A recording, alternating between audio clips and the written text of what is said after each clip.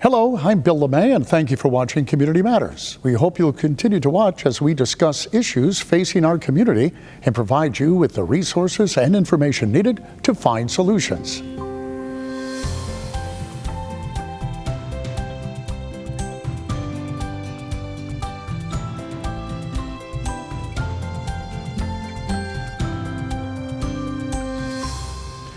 It's a sad number to fathom. Over 100,000 investigated cases of possible child abuse and neglect a year in North Carolina. The Children's Advocacy Center deals with about 18,000 of those cases. Awareness of what to look for and education to prevent it are a huge part of their mission and to foster hope and healing. And our guest today is Deana Joy, the Executive Director of Children's Advocacy Center. And Deana, thank you so much for joining us. Thank you for having me. Those are incredible numbers. I don't even know what to say about those. It's hard to believe there are 100,000 kids right now in North Carolina that are being neglected or abused. It absolutely is. It's hard to wrap your head around that number of children and really put faces to each of those numbers. Well, we're going to get into the kinds of abuses and what to do if you suspect something, but I would like to get a little background on the center. How did it all start, and what are you doing right now? Sure. So Children's Advocacy Centers actually started out of Huntsville, Alabama, with a little girl named Robin. And the way that the case unfolded, she was interviewed multiple times by multiple professionals. She was interviewed by law enforcement who responded that night, by the investigator with Child Protective Services who responded that night. She then later was subsequently interviewed by medical professionals, also mental health professionals, then again by law enforcement and DSS as they tried to determine charges and safety, and then finally was interviewed by the prosecutor when charges were made and it was getting ready to go to court. And by the time that Robin got to court, she refused to talk with the prosecutor. And what Robin said was, "I don't understand why you keep asking me the same questions and all of you adults can't work together." Wow. And it became very apparent to the prosecutor and very powerful that we actually were causing more harm to children by requiring them to continue to talk to us about things that are so horrific as child abuse and oftentimes the most damaging thing that's ever happened in their young lives. And so they started a CAC in Huntsville, Alabama for the purpose of all of those professionals coming together and a child only being interviewed one time, with it being observed by all of the professionals in a single viewing with all of the questions being asked and it being recorded. And that model began to spread across the country, with the first one being established in North Carolina in 1992. And that center was established in High Point, North Carolina. The state chapter office, Children's Advocacy Centers of North Carolina, which is where I work, oversees all of the children's advocacy centers across the state, and it began its work in 1997. And we're responsible for ensuring that all 51 children's advocacy centers that exist today are meeting both the 10 national standards of accreditation as well as the 10 state standards of accreditation. And you serve children? Yes.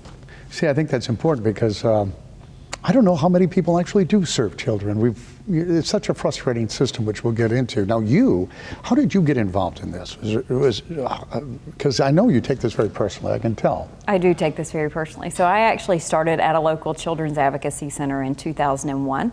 And at that point in time, I was a victim advocate at the Children's Advocacy Center in Burlington, North Carolina, where I provided services to families from the moment that there was a disclosure made all the way until that family no longer needed us, really as the point person that kept them informed of everything that was going on with all of the systems that they became involved with when that child was abused.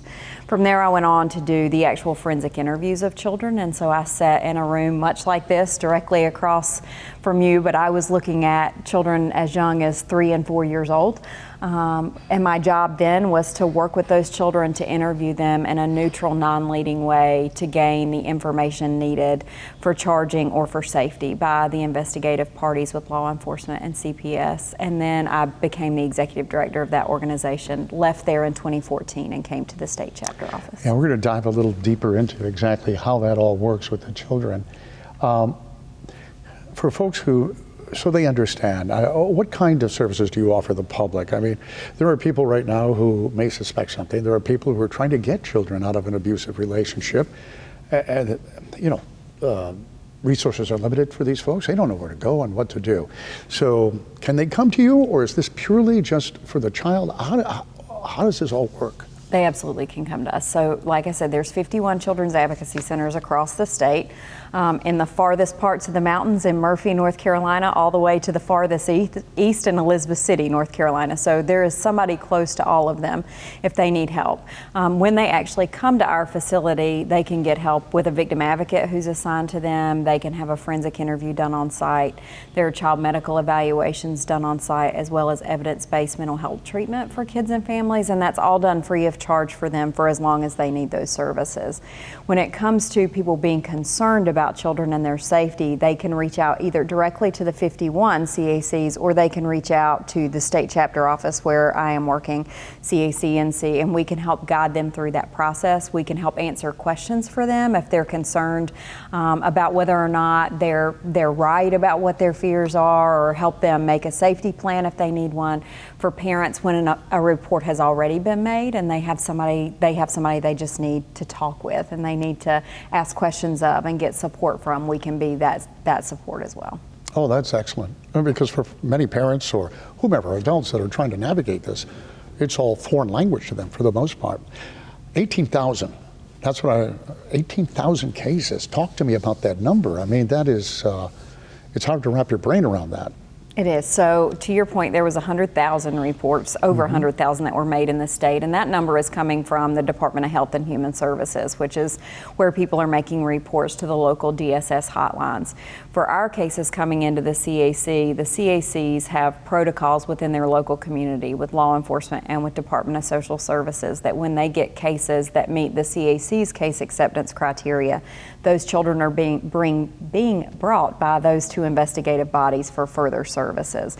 And the case acceptance criteria to CAC is all sex abuse cases of kids, but it's also going to be felonious physical abuse. So that's going to be physical abuse that rises to the level of a felony, or drug endangered children or witness to violence children, which could include witness to domestic violence or witness to homicide kids.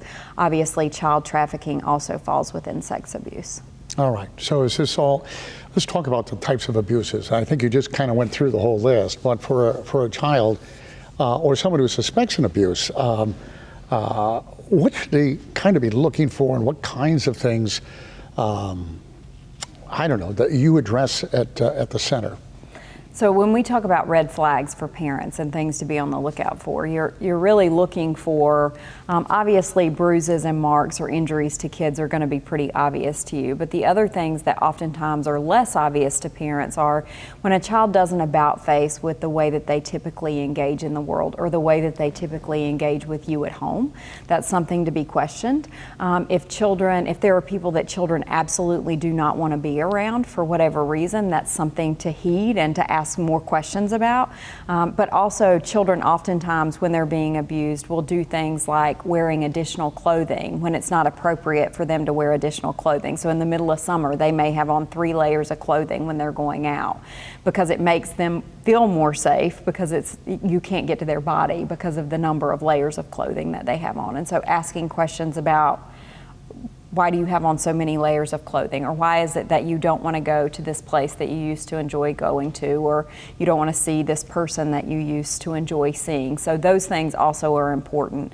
When it comes to trafficking or children being groomed, oftentimes people that are grooming them will give them gifts. So asking questions when kids come home with things that you know that you didn't give to them, about where those gifts came from and why they were given those gifts, are ways just to make sure that your kids are safe and there's nothing inappropriate that's happening. That's just scary. It's hard to really, you feel sad. I feel sad for these kids.